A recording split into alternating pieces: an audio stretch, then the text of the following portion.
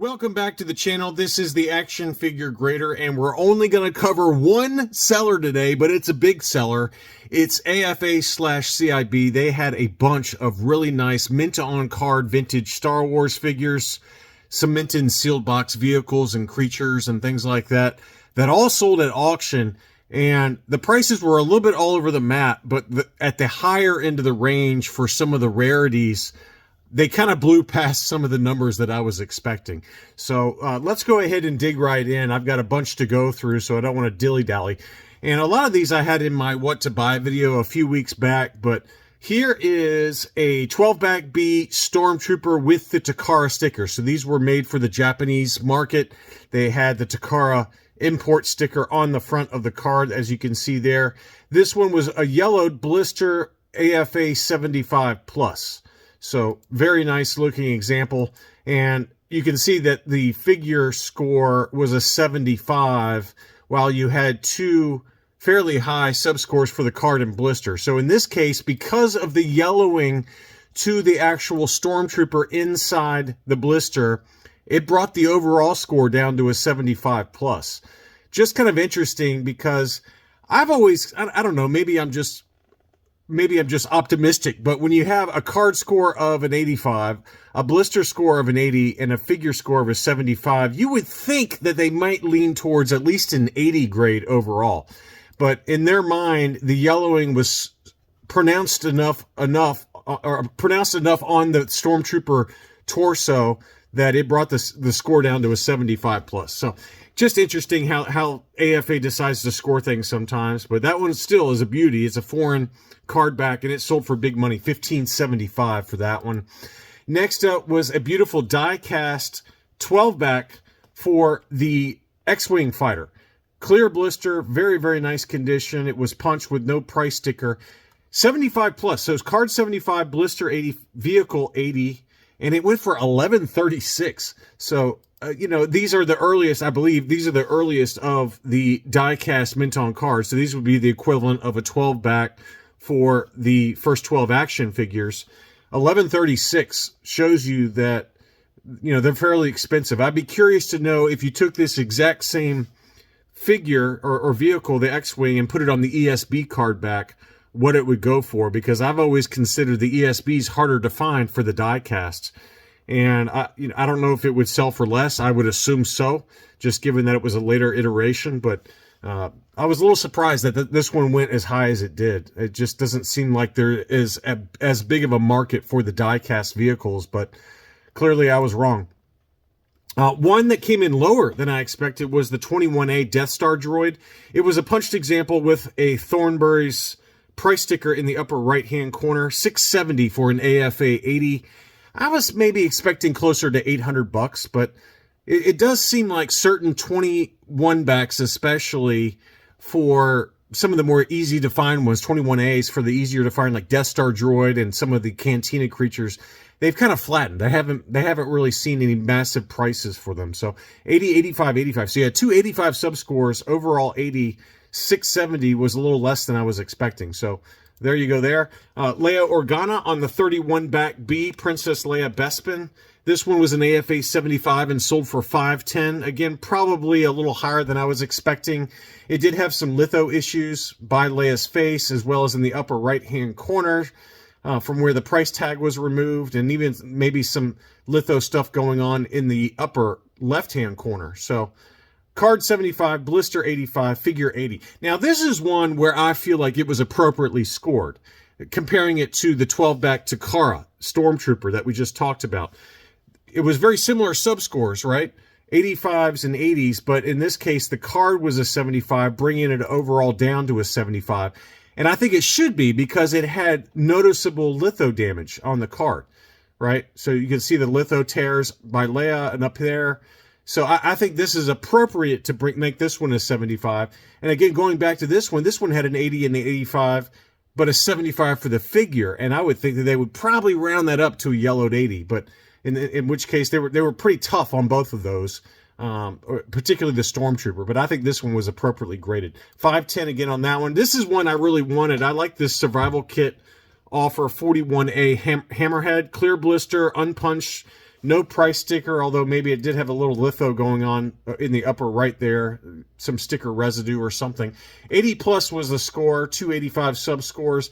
And quite honestly, it was Mother's Day when these were ending, and we were out at some park with our family and all that, so I just didn't keep track of it. But it sold at 610, probably more than I would have gone anyway, but I was thinking like 550 or so would probably be the number I would probably go to, but I just got distracted, unfortunately. But 610 is probably about right. I mean, I always tend to go about $50 or $75 less than probably what they usually end up going for some of the items that I'm watching from CIB.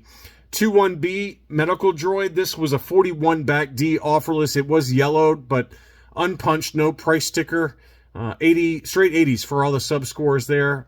Nice looking example. 631 was the final sales price on that. And clear blister, this would probably shoot past $800. It seems like the 21B medical droid on any ESB card back clear blister, they've gone up a lot. They really have. I've seen a number of those sell for big money. So I think for a yellow blister, that's probably about right, to be honest with you. This one really surprised me. This one was the twin pod cloud car. I had this one in my what to buy video. Mint in sealed box, AFA 80. And, it did have quite a bit of damage or issues going on with it. It had creases all the way around it. And you can see pretty much all four corners had issues, scuffing and things like that. They still gave it the 80. The other side was in a little bit better shape, but this side did have some pretty heavy creasing to it. But it sold for $19.24, and that shows you how difficult it is to find a graded mint in sealed box twin pod cloud car. They don't come up ever. In fact, this might be the first one I've seen at auction graded ever. I don't remember ever. I'm sure there have been some, but I just have never seen them. Hakes or eBay or anywhere, they just never pop up. So $19.24 is a lot of money to pay for it, but it certainly was a beauty. The ESB vinyl carrying case with Yoda in the upper right. There is also a Wampa version with the Wampa in the upper right, but this one was AFA 80, and again, factory sealed. It still had the seal going around it, as you can see there on the back. I don't know what was going on over here in this corner, whether that was, heat seal or what, but there was definitely some kind of issue on the back of this carrying case. It still sold for $760. So usually I think if this, this one's, in my opinion, is probably a little overgraded, just given what's going on in the back. I don't know if that's a tear or like just sticker residue, like a price sticker residue, which is probably what it is. But to me, that's probably, it feels more like a 75 to me, looking at the back of it. The front certainly displays like an AFA 80. I would just argue the back does not. But beautiful, just a beautiful box art on this one. I love this one. This is my favorite. I don't know. The Wampa's pretty nice too. I like that one. The Wampa's got the Bespin scene with the Cloud Car palette inside the Cloud Car. But I think this one really takes the cake because it's got the Battle of Hoth. It's got Luke on the Tauntaun, the Bounty Hunters, 21B medical droid, which was such a minor scene, but they still captured it on the carrying case. And it also does have a Bespin scene with the Slave One there. So it's just got a lot going on with the box art. It even has a very pensive Ugnaught in kind of the Statue of David look there. I thought that was that was interesting. It's just something I had never noticed before. So lots of going on. Really, really cool item. $760. Probably about right, but, again, I would argue it's probably a little overgraded. Next up, we've got some 48 back C's that sold. This one definitely was a great deal, and if I had been on top of my game and watching these, I probably would have bid on this one. This one was an AFA 80 Forlom. It does say clear blister, but you can argue maybe that it's starting to yellow a little bit. And not that I would really particularly care. It was unpunched with a Kmart price sticker, but, this is what I call the poor man's debut card for Forlom, is the 48C. There are some very select earlier 48 back Bs that are offerless, or 48As, I can't remember, but there are some like select handful of those that are very, very tough to find that are offerless 48 backs. Obviously, the 47 back has the mail away offer for Forlom. So it's an earlier 48 back that's offerless that you can find out there that is very pricey because there's not many of them out there. Somebody, I think it was Jeff E., who has one of the most incredible collections in the world for vintage mint on card Kenners. He was talking about it offline and how he said there's like less than a handful, like 3 or 4 examples. So I call this one the poor man's debut. It's similar to the Bosk 31 back A that is out there, but very, very hard to find. And so I call the 32 back B Bosk the poor man's debut card. So I would like to have had this in my collection. $469 was a price. I would have gone up to probably $550, $600 pretty easily on this one, despite the risk there that there's maybe some yellowing going on the blister, despite it not being labeled as such on the label. So, again, it could just be residue or dirt or whatever. I don't know if I'd really particularly care. It's just one of those card backs that looks really great with that free Revenge of the Jedi Admiral Akbar mail away. So that was the best deal. The other ones sold for a lot of money. This one was the FX7. That one was an AFA 85, definitely clear blister. I would actually argue that price is still pretty good too at $787. That's not a bad deal there. The Zuckus was the one that really went up, or that sold for a lot of money. This was also an AFA 85, no price sticker, unpunched, and it sold for $1035, which is probably more than I'd pay. I wouldn't pay that much personally. I'd probably just settle with an 80 or an 80 plus and keep that price closer to $600 to $700. But it is an AFA 85, and it did have 285 sub scores. The figure score got an 80 because the blaster had fallen out of the tape. But that was a lot of money. That's probably more than I'd go, but it's still a nice one. The Tauntaun, this was the open belly. So this was the second iteration. This was an AFA 80. That one sold for $1,006. The box on this one was in much better shape than the Cloud Car, but that was a beauty. And but again, probably about market. I don't think that was a terrible overpay. I see these sell all the time on Facebook for around that number, so I don't think that's a terrible number. The tripod laser cannon was an AFA 75. That one sold for $170, $150. The Empire Strikes Back packaging, it was a little lower score, being an AFA 75. An AFA 80 would probably be more like $250 to $350, somewhere in there. So I thought that was a pretty fair deal as well. Pretty good deal. The Patrol Dewback on the Collector Series. So this is the later second release Collector Series from 1983. This one was an AFA 75. That one sold right in line with what I was expecting for it to go for at $510. This one is the big one. We gotta spend some time on this one, okay? This one is the Transition Return of the Jedi 48 back for Yoda. So very, very tough to find this one. This was a clear blister AFA 80. Unpunched, no price sticker, and it sold for $3,650. Now, because AFA does have their population reports, a friend of mine, Jason, happened to look this one up because he has this one in an AFA 90, and he has the highest graded example. There's only 8 of these total graded on AFA's population report across every grade. There's only 8 examples. So this might be a case where what I was talking about in a previous video, where because the population reports are out there, people can look up to see how many of them are out there.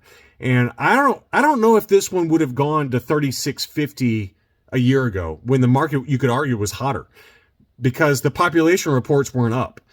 And I think because the population reports are up, for the 48 back Yoda in an AFA 80 being one of 8 that have only been grabbed. Man, that's an incredible number. You think about it. This is a standard retail release, US release too, not foreign card back or anything. You would just think off the top of your head that it would be a lot more than 8 examples. So I think because the population reports showed up, because it's a clear blister, a fairly high grade, very tough to find, admittedly a transition card back. Would it have gone for $2,000 plus? Probably. That would be my estimation as the market value, $2,000 to $2,500. I could see that all day long, no matter whether the population report was up or not. But this one did sell for $3,650, which is a big, big number. I mean, that is a huge number. And again, I'm not disparaging anybody that pays that number. If I could afford it, I would have bought this too. It's an awesome item. But $36.50 was the final winning bid on that, and that's a big number. And I really do attribute part of it to the fact that we can see now some of these population reports for these harder to find transition cards. Absolute stunner, though. Congrats whoever got it. Here was a 77B Stormtrooper hard torso. So this is one where AFA was able to look at this and say, okay, this is a different type of torso that some of the Hong Kong factories use. I assume it's Hong Kong. Let's see. Yeah, figure made in Hong Kong. So I'm assuming that this is the hard torso version.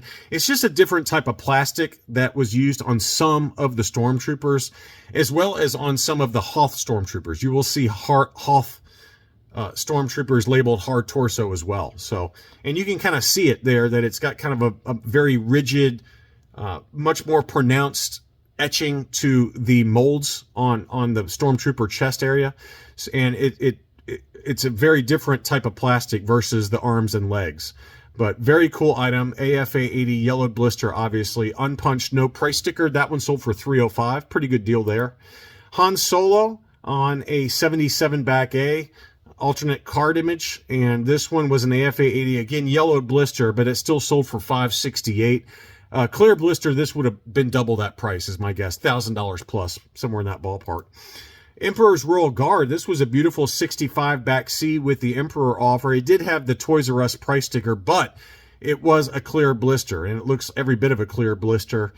80, 80, 90 were the sub scores on that one. That's a beauty right there. That one sold for $566, probably about right, just given that it was a clear blister 65C.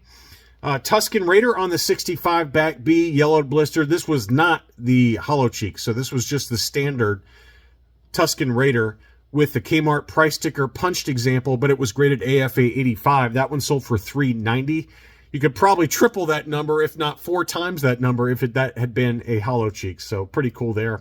Here was a made in Mexico 65 back B Biker Scout, and this was another one where I was a little surprised on the price. Again, I bought one of these ungraded last year at Hakes, and I think I paid somewhere in the ballpark of $250 to $275, thereabouts, maybe $285. And this one, again, was an AFA 85. So, admittedly, this one is a higher graded example than what mine ended up getting. Mine, I think, got an 80 or an 80 plus with AFA. But this AFA 85 for the Lily Letty made in Mexico. Awfully nice shape. And that one sold for $787. So big number on that one. I got 2 different Lumats that sold. First is the 79 back C Lumat with the Anakin offer. This is the one I'm used to seeing for Lumat as well as for Paplu with that Anakin offer sticker.